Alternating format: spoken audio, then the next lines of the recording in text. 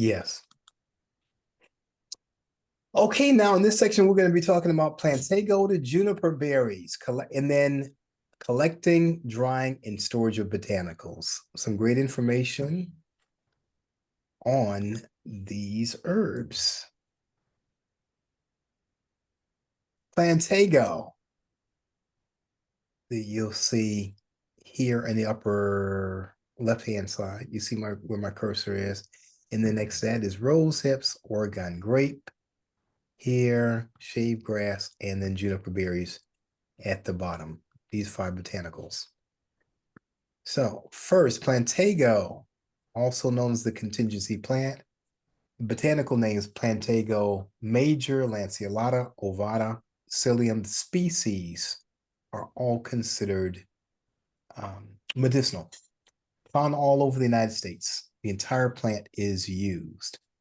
Cuckoo's bread, whey bread, white man's foot. There's a little story behind that. And as stories go, and they're passed along, we don't know exactly where it comes from, but they say that wherever the white man has been, you'll find this herb. Okay? Is it because they cultivated it, or for some other reason? But that's what's called. Time of year is collected from May to September. You'll see this plant, and it benefits boils, carbuncles, pink eye, insect, and snake bites. Okay, there were some snakes in Arizona, and in different places.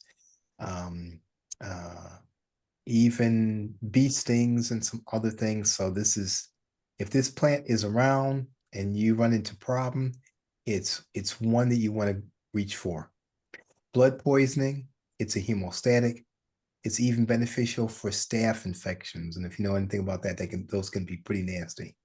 Eczema, leucorrhea, frog or thrush, and excessive mucus production, diarrhea, impetigo, even hemorrhoids. Preparation methods: infusion, poultice, or ointment. It can be used medicinally as an antiseptic, as an emulsant, as an alternative, vulnerary, diuretic, emmenagogue, or astringent. And of course, you see, now we're all familiar with this plant, right? It goes all in between things, hard to get rid of if you're trying to get rid of. And once you know what it's good for, maybe you won't try to get rid of it so hard. The preparation methods for boils, carbuncles, pink eye. Now, in the case of pink eye, and many people have had that, you probably have all seen it. It can be used as an infusion with distilled water and used as a wash. Now, here in particular, they are specifying distilled water as opposed to spring water or tap water or something like that. And for insect, snake bites, blood poisoning, hemostatic, staphylococcus, or the short name for that is staph infections or eczema. You can also use it as a poultice with the standard poultice preparation methods applying. For leucorrhea, and this is white vaginal discharge. It can be used by injection.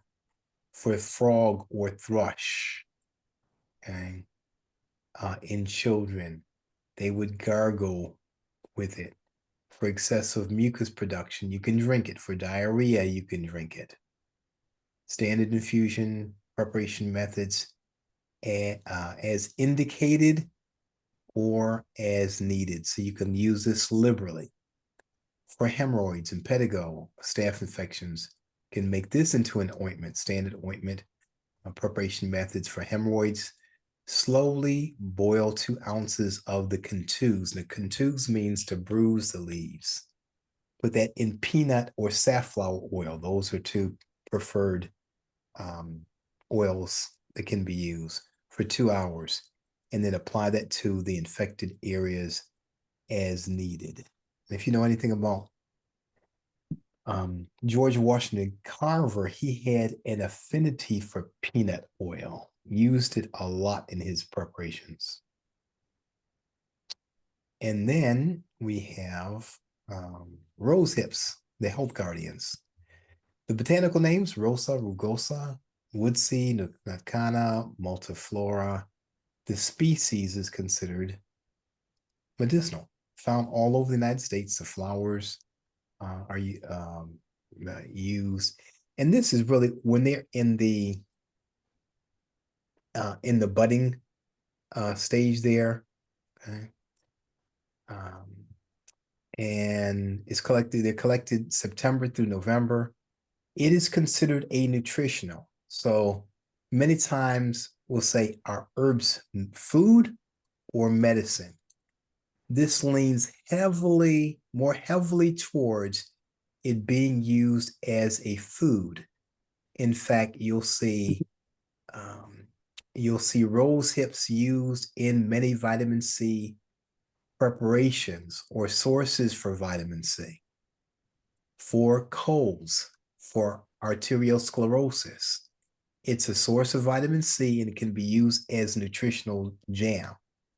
So this is a supplement. If we talk about the activating, building, cleansing, this builds us up, builds up our vitamin C reserves, provides a natural source of vitamin C in a whole food preparation here.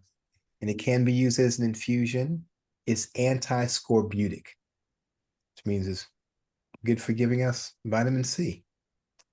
And nutritional benefits. For these nutritional benefits and colds, arteriosclerosis, vitamin C, etc., we can use it as an infusion, standard infusion preparation method. You can sweeten it with honey or drink it either hot or cold and drink freely. Especially at a time when many of the problems that we've been having have been problems with the immune system, with people not getting enough vitamin C. And if you look at what Linus Pauling, a scientist who won the Nobel Prize in medicine for the discovery of vitamin C, if you look at what he has to say about vitamin C, you'll see it has vitamin C is very important. It has a multiplicity of uses. As a nutritional jam, and again, this is something I haven't seen elsewhere, but you can take 4 pounds of freshly collected and washed rose hips into a stainless steel cooker or porcelain cooker. Add 5 cups of cold water, boil for 15 minutes, then press and strain through a muslin cloth into a saucepan. Add a whole lime or half lemon and a pound of sugar. Now, if people don't want to use sugar, you can use a light honey to each 2 pounds of strained hips and mix well. Heat at low temperature, 25-30 minutes, and stir frequently. When the jam simmers very vigorously, continue with heat for 10 more minutes, and then you would cool and utilize that. So, different than whatever, a peach jam or a strawberry jam or something like that. This is a nutritional jam and supplement. So I'm sure it tastes good. The whole lime or lemon in this case would also act as a preservative, and it's going to give you some additional nutrients as well. A unique remedy here. And then we have Oregon Grape, the mountain lover's companion. I don't think that this herb gets as much notoriety as what it deserves. It's Mahonia aquifolium. Is found primarily on the eastern and western parts of the United States. We use the roots. It has other names, and these other Mahonia repens, Bailey, and Framonti are also medicinal species, and it's collected all year when it's found, or wherever it's found. It is considered a very powerful blood purifier. Okay. Then when you see here, it says catabolic waste. That's the waste that's produced from the body's natural processes, building up and breaking down. So all of us have catabolic waste. It's just how efficiently our body gets rid of it.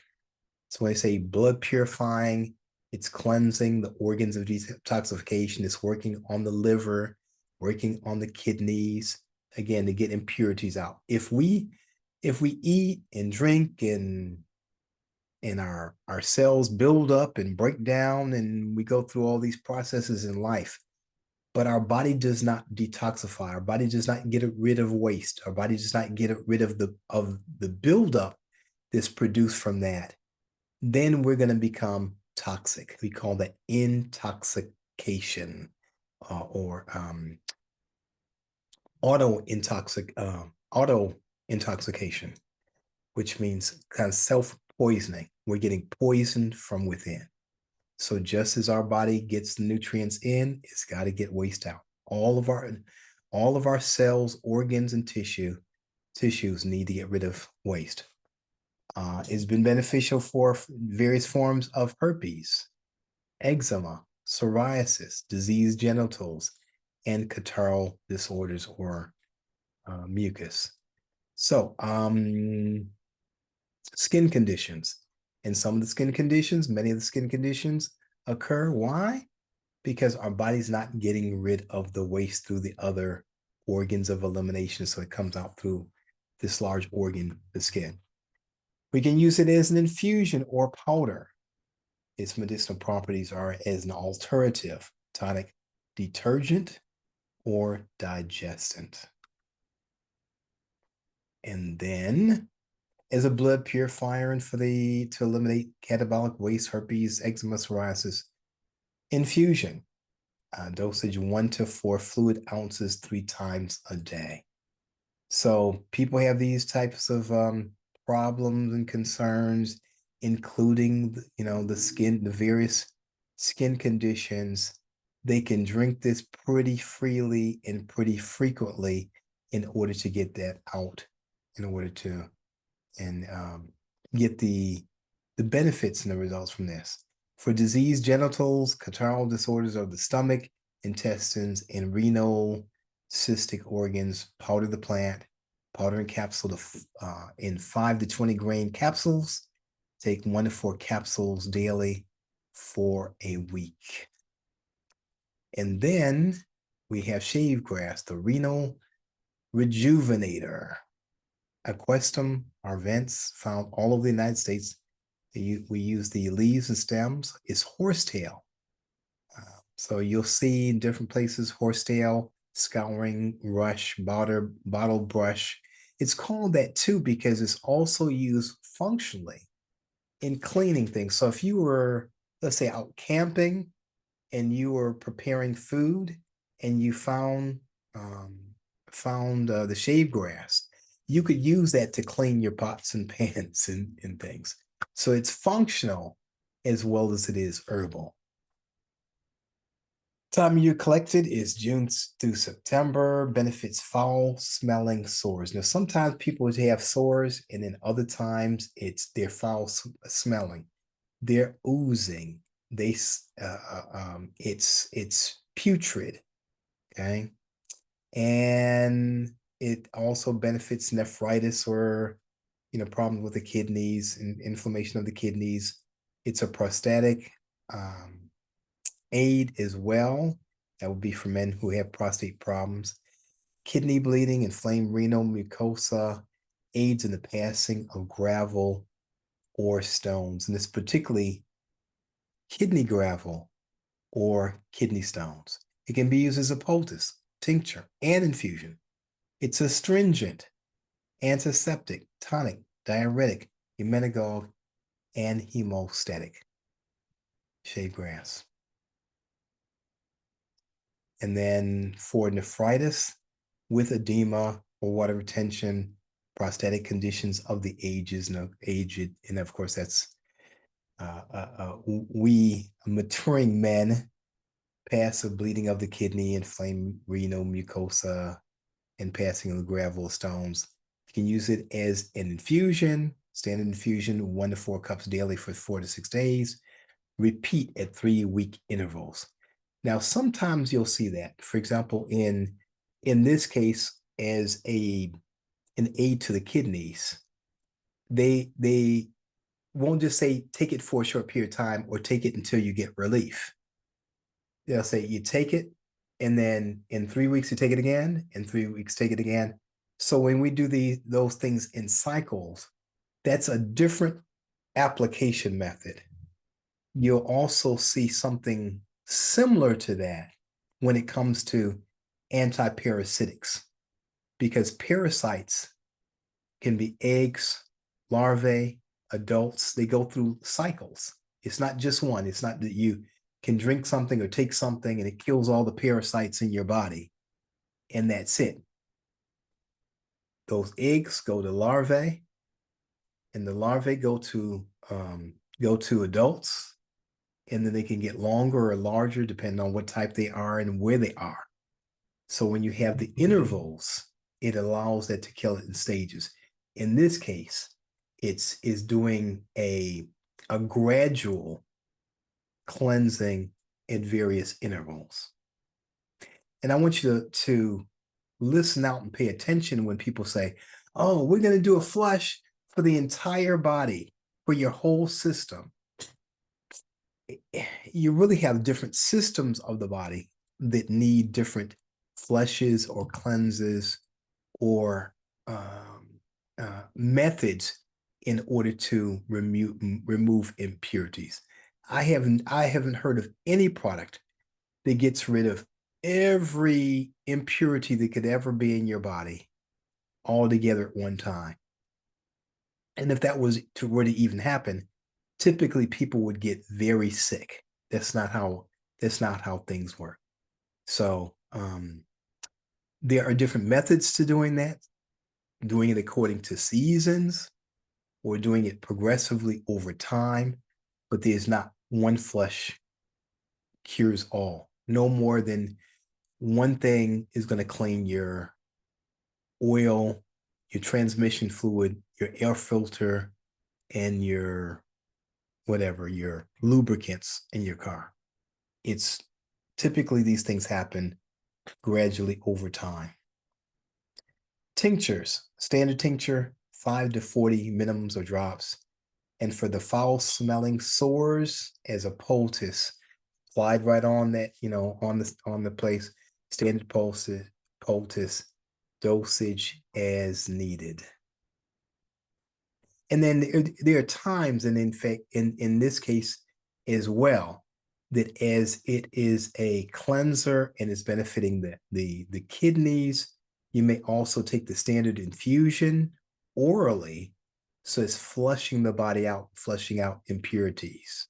Okay, or even with the Oregon Grape Root, that is a sort of a detoxifier and a cleanser.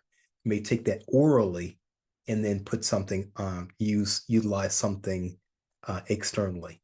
When it's not an injury, when it's like foul smelling sores or something oozing, some impurities, something going on, you normally will take a preparation, take herbs orally, and back it up with some external application as well.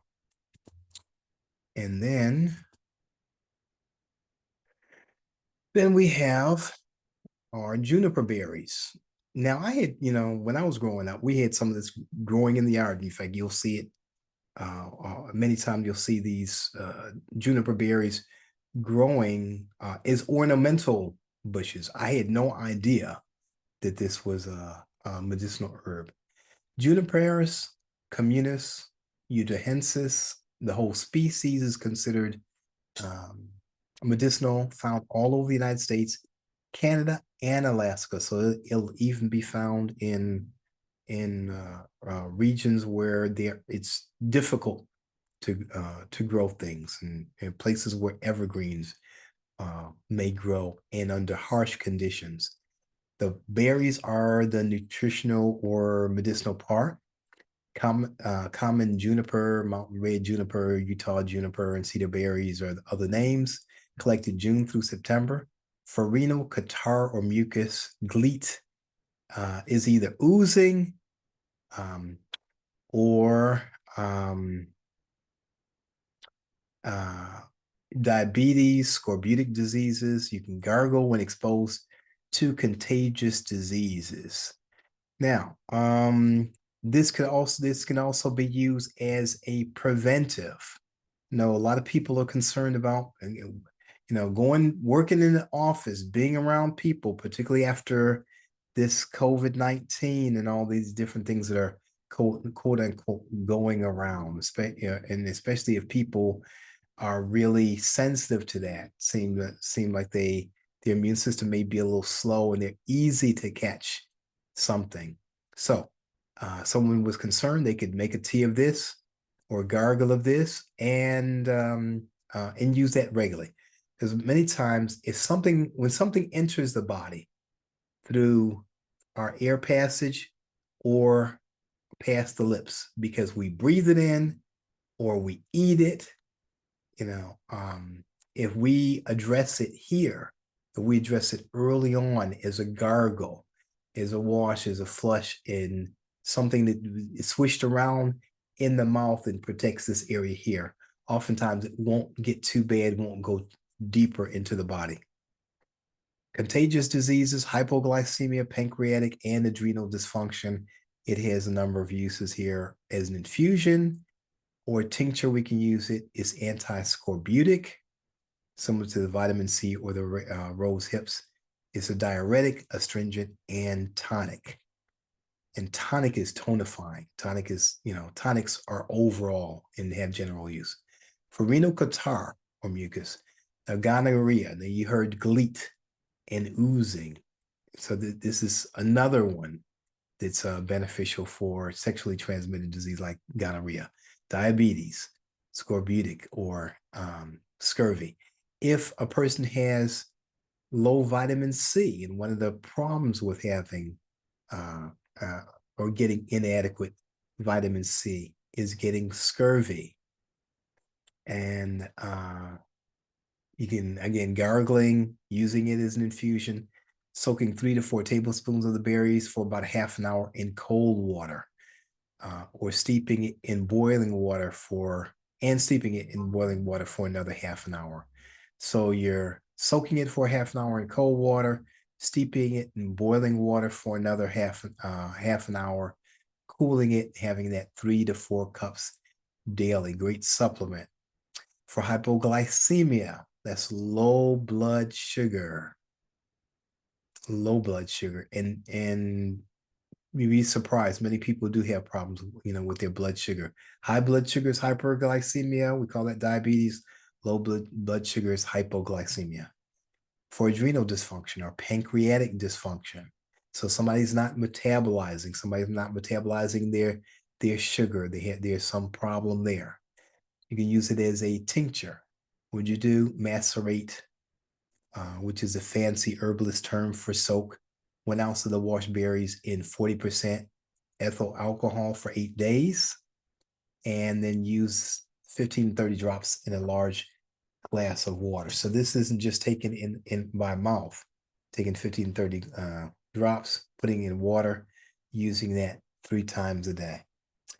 That's your juniper berry for application there. So now, let me talk about collecting, drying, and preservation of medicinal plants. And this is important. It may even show up on a quiz somewhere. Either I'll ask you, or it may show up on a quiz. Hint, hint. A plant's active medicinal principle or virtue varies with visible and environmental factors such as light, temperature, season, seasonal fluctuations, elevation, moisture, etc. Okay? So, you remember we were talking about, was that last week, maybe last couple of weeks? What's the difference between growing something in your backyard or things growing different places? What do you have? The light is not always the same. Okay? In Alaska, during the summer, there may be 24 hours of light, which is going to have a different impact on plants. Now, most places aren't like that, but you can have varying amounts of light that the plants are exposed to. And if you're growing it at home or in a field or whatever, how much sunlight do these plants get exposed to during a day? Is it obstructed, so they're getting 6 hours instead of 8 to 10? So the temperature, is it hot? Is it cold? Is it arid? Is it more like the desert? Does it get very low amounts of moisture or rain? What about the rainfall? So the season fluctuations, the temperature, elevation. Some things don't grow at certain elevations. All these things are factors that determine the potency and the medicinal virtues of the plants, of the herbs. The time of day would be considered for the same reason. Plant chemicals changes their basic plant physiology, changes from morning to night. Most plants can be collected in the morning after the dew and when other moisture has evaporated. So I've got a way of sharing this that people usually remember. Say, when you collect the plants after the morning dew, between 11 and 2, when you can see what to do. Okay. So after the morning dew, not not when there's dew on the plant, the moisture would have an impact. So if you collect it and it's damp, what's going to happen when you try to dry it? You get mold and mildew. It degrades the plant. So the plant should be dried as soon after collecting as possible to prevent mildew or fermentation, which alters the plant's medicinal properties. Only healthy looking plants should be used. And that's why quality is important. When they're collected, where they're collected, when they're collected, etc. Brown, unhealthy, or discolored plant parts should not be collected. Collection should be made away from busy, populated areas. This will help to ensure your collected plants will be free from sprays, toxins, and other harmful substances that may have been absorbed into the plant tissues. So you would not collect things on the side of a busy roadway, on the side of a freeway, in fields and areas where they're known to spray herbicides, particularly that stuff that you call glyphosate. That's poison, okay?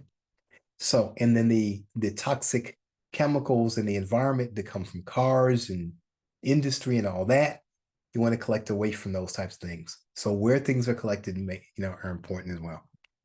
Most plant parts above the ground, the barks, the seeds, the stems, leaves, and fruit need not be cleaned. So you're not washing them off. So if they're dried and you're collecting them, you're not cleaning those. Right. Somebody will say, I would wash that off. Shouldn't you wash that off? Well, here's the thing. You're going to be added moisture. So if you add moisture to it, then what's going to happen? It's going to degrade. You're going to get mildew and some other stuff on it, and that can degrade. And if it's clean, if it's not been exposed to chemicals, it's okay.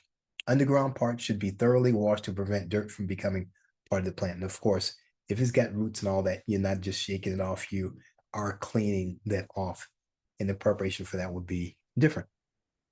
Now, next, we have after the plant is completely dried, it should be stored away from air, moisture, warm temperatures, and light, all of which are factors that promote plant deterioration. You've seen on so many bottles and so many bags and instructions where it says, keep in a cool, dry place, keep out of sunlight, keep out of, so the conditions are important. Just as some fruits and vegetables you would put in your refrigerator and some of them you never do, right? You don't put your flour in the refrigerator, right? Most dry plants are hygroscopic, which means they absorb moisture from the air. So if you collected the plant and you were drying the plant, and then you have it in an environment that has moisture or high level of moisture in the air, then it's going to absorb that moisture and it's going to change things. So the plants need to be, dry plants need to be stored in airtight containers. When possible, the entire plant should be used. So, and there are times when they'll say use the leaves, use the flower, etc. And there are other times if it says use the entire plant, use the entire plant. This what's called the synergistic effect of it, or the effect of all the different components of that plant working together gives it certain medicinal attributes too. So as they say, each part imparts an essential virtue to the total medicinal action. This is especially meaningful with annual plants. And then the roots should be collected in the early spring before vegetative growth process has begun, or in the fall when all vegetative growth has ceased. Okay, so roots, early spring or in the fall. You want the energy and the medicine in the roots, not in the leaves, not in the flowers. Now, how do you know when a plant is completely dry? It's no longer cool to the touch. Drying temperatures and the time of drying should be adjusted to the individual plant. Coarse plants may take considerably longer than fragile, tender plants. 89 degrees to 102 degrees Fahrenheit is called gentle heat and is considered optimum. So it's not very high heat. It's not very low. It is a gradual or gentle heat that will dry them out. And sometimes you'll see food dehydrators. Sometimes people will use ovens. And again, you're not baking them, you're not broiling them, or doing something that would destroy the its medicinal properties. But some food dehydrators, for example, if you can, have that heat adjusted to there, it's going to be ideal for one, removing the moisture, and then two, preserving the nutritional and the medicinal qualities of the plant. All right. And then, so this is kind of an illustration of this. Now, and this speaks to the collection of the plant. Now, you collect the leaves. Come on. You collect the leaves when the flower is beginning to open. You collect the flowers just before the flower is fully expanded. You collect for the herbs, you're collecting the stems when you're using the stems. You collect when the flower is beginning to open. For the bark, you collect it in early spring or in the fall when all vegetative growth has ceased. Sounds familiar? Yeah, just like with the roots, you collect it in early spring or in fall when all vegetative growth has ceased. And the vegetative growth means if it's sprouting, if it's, getting leaves or flowers, and those types of things. You don't want that. You want the energy into the roots. And in fact, in some cases, like with cinnamon and white oak bark, you want the medicine to be in the bark. For the seeds and fruit, collect it when they are fully ripe, not before they're ripe, but when they are fully ripe and ready to go. And the thermometers there, I don't know how well you can see that on there, is going to give you the ideal or optimal temperature for collecting the various parts of the plants, or drying the various parts of the plant. And again, this presentation is for informational purposes only. Does not replace the advice or counsel of doctor or healthcare professional.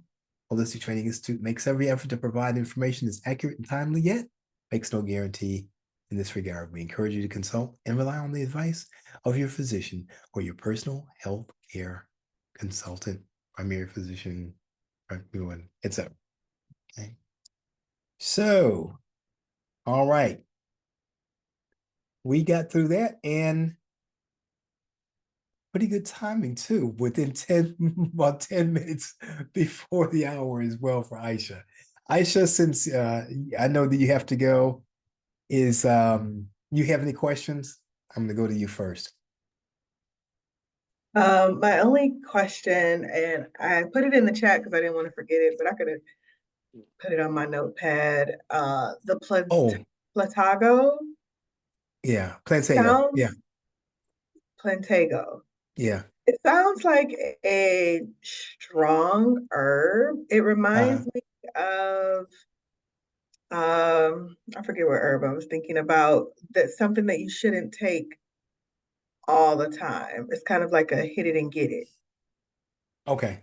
Or am I just thinking too hard about it? Because it did seem like it had a lot of uh Wide applications. And Plantago, plantain is, it's also called plantain, and we got to distinguish that from the fruit.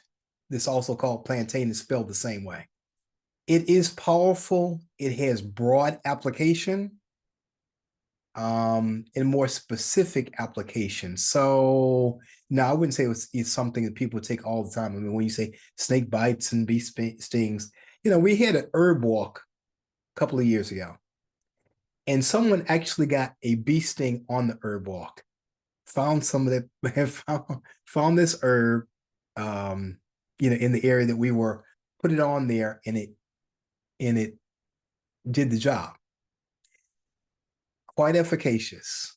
Not something as strong as perhaps like some of the antibiotic herbs that you got to be careful how long you take. You don't take it for long periods of time. You're not necessarily taking it, for 2 weeks or something. But it definitely has a multiplicity of applications. Good herb to have and to be able to recognize and grab if you need it. So there are some herbs that are cleansing. There's some that are building, some that are tonic, some that you can use long term, and some that you use as needed. So I take a look at the various ways in which you can use it, and I wouldn't be afraid of it. Yeah. And then they actually, just a little note on here, is that when you see the top of that Plantago, um, that um, um, the part that sprouts up, that's where you get psyllium from as well. So it can be used as a natural laxative, a source of fiber. So it's got benefits as food, nutritional benefits, and it's got medicinal benefits. Good question. Glad you that pointed that was out. that was the only question I had. And I will see you tomorrow. I didn't log. I'm trying to log into my on my phone, but I don't know why it won't connect. So I'll have to disconnect and I'll reconnect with you tomorrow. And I Okay. do have a question tomorrow about heart health herbs. About what? Heart Oh, health heart health. Got it. herbs. Yeah. Okay. Okay. I'll see what's in the mix, and Okay. then I'll also look into that. Thanks for giving me the heads up too, Okay. because Awesome. that might be the bonus part of something like that. You talk about strengthening the heart muscle, or Or improving, blood or flow. or blood flow, which Yeah. is different. So many Slightly different different function. herbs, right? Yeah. Yeah, there's some that are very there that are commonly used. Um, so yeah, we'll see. Okay. Especially if you're not talking about congestive heart failure. Congestive heart failure, that's a little different. Okay. All right. All See you right. tomorrow. Thank you so much. Great Okay. class. Okay.